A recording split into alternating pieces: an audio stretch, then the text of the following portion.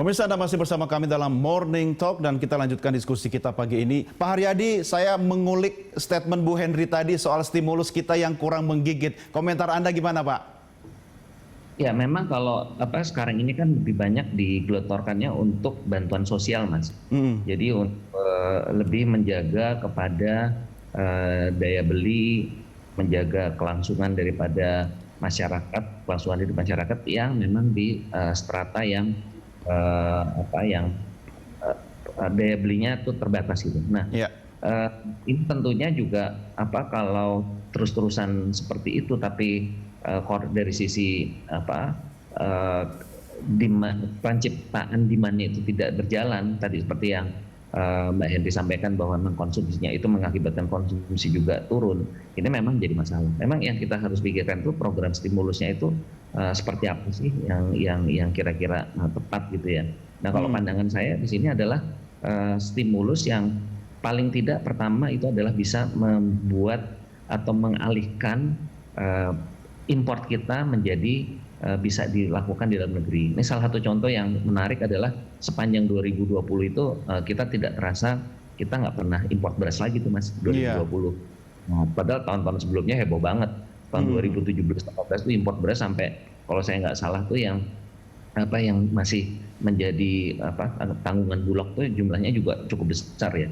Ini yang belum bisa tersalurkan. Nah, sekarang tuh 2020 nggak ada. Nah, artinya kalau seperti itu program-program yang kita mulai dengan substitusi import itu akan menggerakkan betul-betul ekonomi di masyarakat ya, karena yang tadinya import sekarang nggak import. Nah, itu menurut pandangan kami yang di bidang pangan itu akan langsung bersentuhan langsung dengan peningkatan tadi output produknya itu akan besar. Nah, lalu yang kedua yang juga kami lihat dalam kaitan untuk demand ini itu juga di dalam memberikan peluang kepada UKM kita ini untuk bisa meningkatkan nilai tambah dan juga udah bisa mulai memasuki pasar-pasar yang sebetulnya selama ini untuk mereka itu tertutup.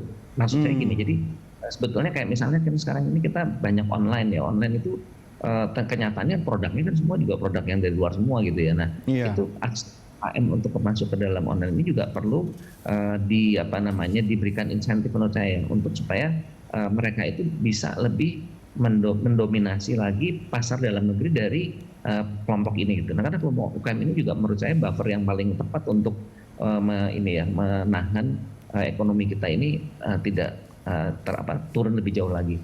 Nah, Mbak Henry tadi menyampaikan memang betul purchasing power terbesar kita adalah di kelompok menengah, dan kelompok menengah ini yang paling sensitif lah terhadap pandemi ini. Kalau seperti ini mereka itu tidak melakukan belanja. Nah, ini juga hal-hal yang membuat mereka itu menjadi punya keberanian untuk mulai beraktivitas ini menurut saya juga harus didorong. Itu yang ketiga ya. Jadi kelompok menengah ini harus didorong lagi untuk mereka tuh confidence-nya juga tumbuh. Sekarang ini praktis, makanya kalau kita lihat kan justru dana pihak ketiga ya, tabungan dan deposito di bank naik terus, Mas gitu. Iya. Nah, pertanyaannya sekarang Bu Henry, kalau kita mengharapkan bahan bakar kita ini bisa menggenjot dari sisi APBN terhadap stimulus yang tadi kita diskusikan, apakah masih mampu, masih kuat APBN kita 2021 sementara di 2020 seluruh energi kita habiskan untuk fokus penanganan pandemi corona. Gimana, Bu?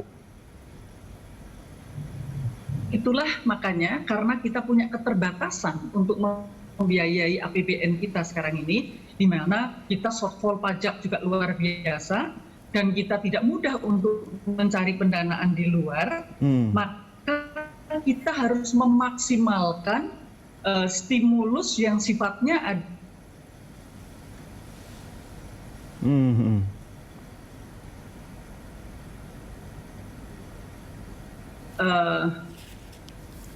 halo, Mas?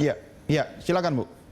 Ya, jadi stimulus kebijakan itulah yang kita harapkan. Jadi bukan hanya meningkatkan defisit APBN kita untuk menggelontorkan atau mendorong ekonomi, tetapi lebih kepada membuat kebijakan-kebijakan konkret ya agar ekonomi bergerak. Tadi misalnya Mas Haryadi menyampaikan ada import substitution strategy. Pertanian itu paling mudah untuk dilakukan misalnya. Nah, apakah kita sekarang ini sudah melihat bahwa sektor pertanian kita yang itu akan bisa menggerakkan lebih dari 45% masyarakat Indonesia itu sudah digerakkan. Iya. Rasanya belum. Memang ada program ketahanan pangan, tetapi itu ada di Kementerian Pertahanan. Pertahanan, betul. Kenapa saya merasa tidak cocok? Karena satu memang masalah dana akan disampaikan di kementerian yang mana. Yang kedua adalah infrastruktur kelembagaan. Kalau kita sampaikan di kementerian yang sudah punya struktur kelembagaan yang siap, maka semestinya itu akan bisa lebih jelas. Karena yang akan kita dorong tidak hanya sekedar sektor pertaniannya saja, tetapi sektor pertanian yang mengikutkan para pelaku di bidang pertanian itu, Mas. Bu Henry, nggak mungkin kan anggaran alutsista dialihkan untuk pertanian begitu ya, Bu ya? Bukan, sekarang ini kan ada tambahan anggaran pertanian, tetapi kan adanya itu tidak di kementerian yang menangani pertanian. Kalau tadi Mas Haryadi bicara tentang pertanian, beras, ya, beras itu petani beras kita itu ya, kalau kita bicara petani di Indonesia ya petani beras. Kalau kemudian mereka itulah yang didorong ya untuk bisa memproduksi, karena mereka sebenarnya di pertanian itu protokol kesehatannya jauh lebih loose ya. Harusnya memungkinkan untuk bisa lebih loose, kan itu sudah bisa digerakkan.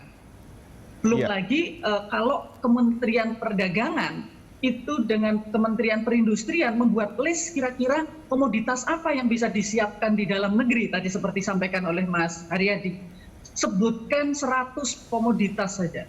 Dan kemudian itulah yang akan disasar untuk menggerakkan sektor pertanian. Jadi import substitution strateginya itu baru pada bahan baku yang asalnya adalah dari pertanian secara meluas. Nah, itu juga sudah cukup menggerakkan. Tapi paling tidak ya, kita ini dari awal kita pandemi, kita tidak mendengar ada diskusi seperti itu.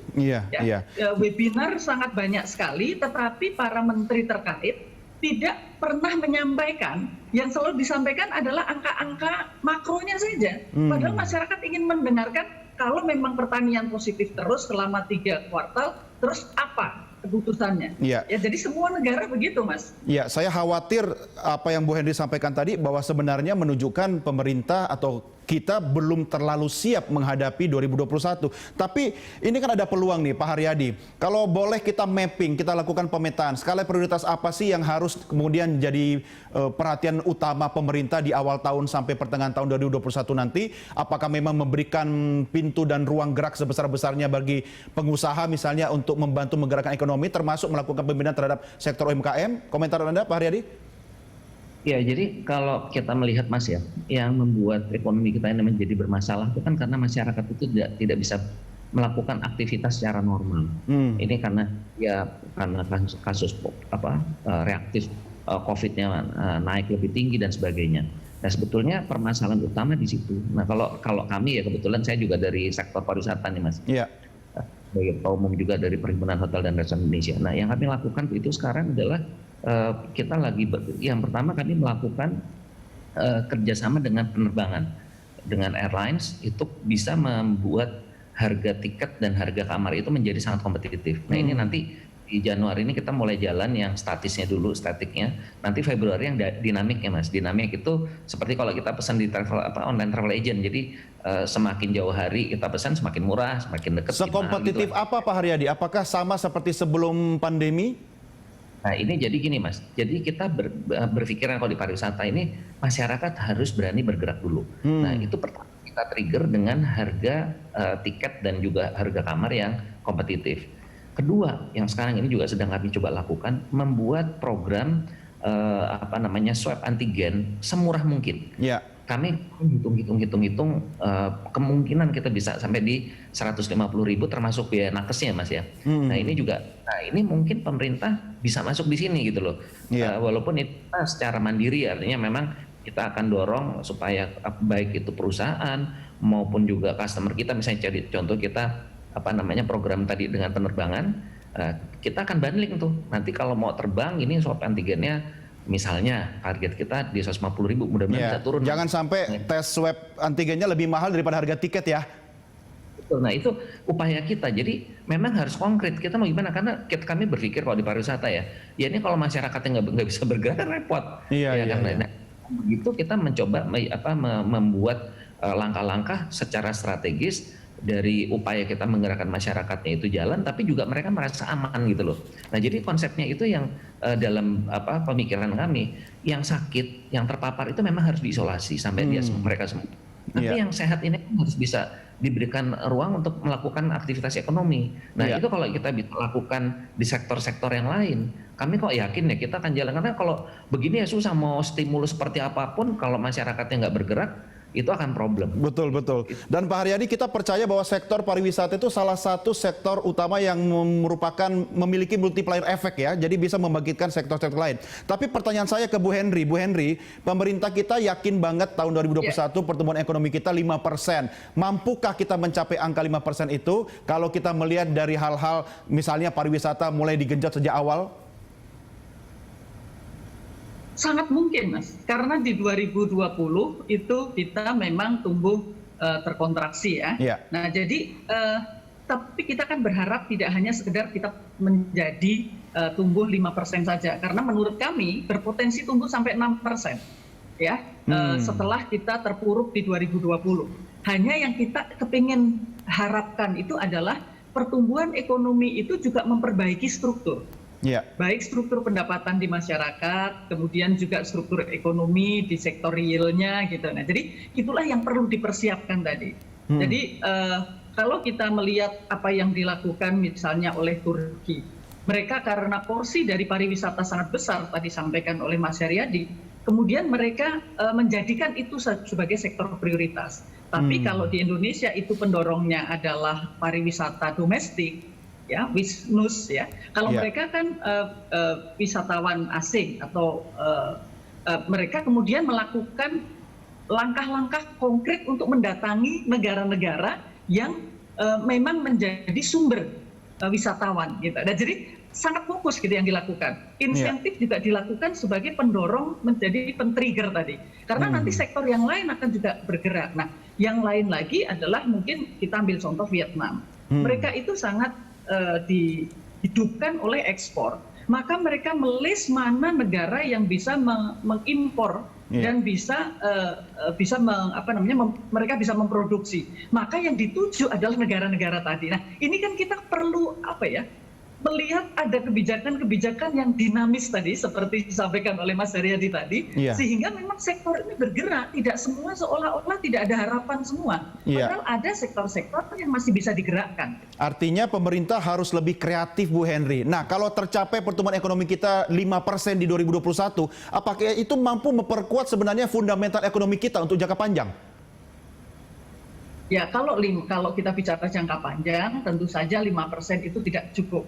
Ya, tapi kalau kita bicara tentang recovery, ya dalam 1 tahun ini ya kita sangat berharap itu bisa terjadi dan makanya kita mengharapkan tidak hanya sekedar pulih, tetapi pulih dengan struktur ekonomi yang baik. Kalau tadi ide Mas Haryadi tadi, import subsistence strategy. Pada saat kita memulihkan, kita juga memperbaiki struktur kan, karena sudah tidak ada ketergantungan impor untuk produk-produk tertentu. Nah, jadi ini kita bisa mendapatkan dua. Dalam kondisi seperti ini, global market juga tidak terlalu memudahkan kita untuk memenuhi kebutuhan dalam negeri, maka inilah saatnya kita untuk memperbaiki strukturnya. Jadi kita ke depan akan bisa mendapatkan dua, tidak hanya pulih, tetapi juga struktur ekonomi kita ini jauh lebih kuat gitu. Didorong dengan pelaku-pelaku di dalam negeri. Nah, ini yang kita harapkan. Ya, baik. Bu Henry dan Pak Haryadi, saya ingin mengakhiri diskusi kita pagi ini tentunya dengan satu harapan. Apa yang Bu Henry dan Pak Haryadi, Bu Henry dulu bisa sampaikan kepada masyarakat? Paling tidak begini, ini PR kita bersama. Pemerintah punya pekerjaan rumah yang harus disiapkan, pengusaha juga. Tapi dari kacamata warga masyarakat, selain mengubah pola pikir dan mindsetnya, apa fokus prioritas yang harus dilakukan untuk menyambut optimisme 2021 ini? Bu Henry?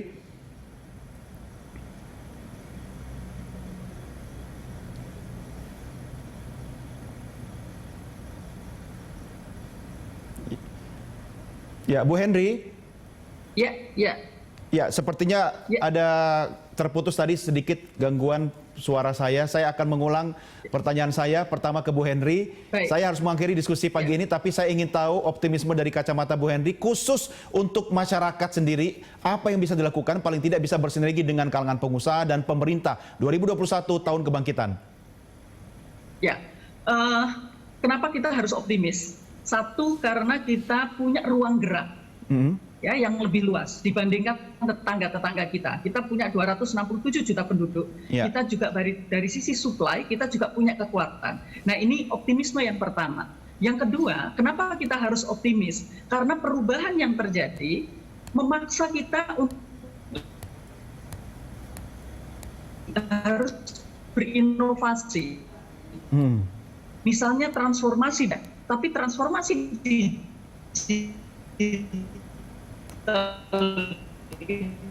itu juga bisa pasti yang lain. Nah, saya rasa faktor-faktor di tahun 2021. Ya, baik. Baik. Saya ke Pak Haryadi, silakan Pak Haryadi. Ya, tadi saya sampaikan ya, jadi kunci daripada ekonomi kita bisa bergerak itu kalau masyarakat itu bisa melakukan aktivitas ekonominya secara baik. Jadi ini yang perlu kami sampaikan, bahwa di samping masalah kita juga disiplin masalah protokol kesehatan, tapi yang paling penting itu adalah bagaimana kita bisa memisahkan antara upaya untuk memfilter atau menyaring masyarakat yang terpapar sehingga mereka itu bisa disembuhkan, bisa kembalikan pada posisi non reaktif ya kalau mereka terpapar, dan juga masyarakat yang memang sehat dan bisa beraktivitas ekonomi, Mas. Nah, ini yang menurut pandangan kami yang harus kita lakukan. Oleh karenanya juga kami sih berharap ya bahwa selain vaksin, bahwa upaya untuk testingnya ini betul-betul harus kita seriusi. Jadi testing ini menurut pandangan kami, di samping memang kita juga mengupayakan swab antigen dengan harga yang paling murah ya, supaya juga masyarakat melakukan mandiri, itu juga pengolahan untuk big datanya ini juga harus dijalankan. Ini kan kita juga big datanya nggak main nih gitu. Kita punya aplikasi Peduli Lindungi yang punya program pemerintahnya, semua nggak mau pasang gitu loh. Nah, jadi hal ini menurut saya harus kita lakukan, karena kalau tidak susah, Mas. Kita benar-benar susah melakukan, di mana kita mau beraktivitas tiba-tiba orang sekantor kita terpapar dan tiba-tiba kritis. Itu kan bikin semua orang khawatir dan akhirnya kita takut terus. Nah, itu jadi preventif ini yang menurut saya harus jadi jadi prioritas, di samping tadi yang sudah kami sampaikan ya, untuk melakukan substitusi, untuk mendorong sektor pariwisata dan sebagainya, tapi juga kita harus punya rencana yang lebih tepat di dalam hal memerangi atau melawan daripada penyebaran COVID ini. Itu sih, Mas. Tapi intinya adalah pada pergerakan masyarakat memang akan sulit ekonomi kita ini untuk tumbuh dengan baik. Ya, baik Pak Haryadi, Bu Henry, terima kasih. Saya percaya optimisme Anda berdua mampu menular kepada kita semua. Tapi satu hal yang lebih penting adalah semua bisa tercapai tentunya kalau kita semua dalam keadaan sehat selalu. Tentunya kita harus selalu berharap sehat di tahun ini ya. Terima kasih Bu Henry, Pak Haryadi. Sampai jumpa.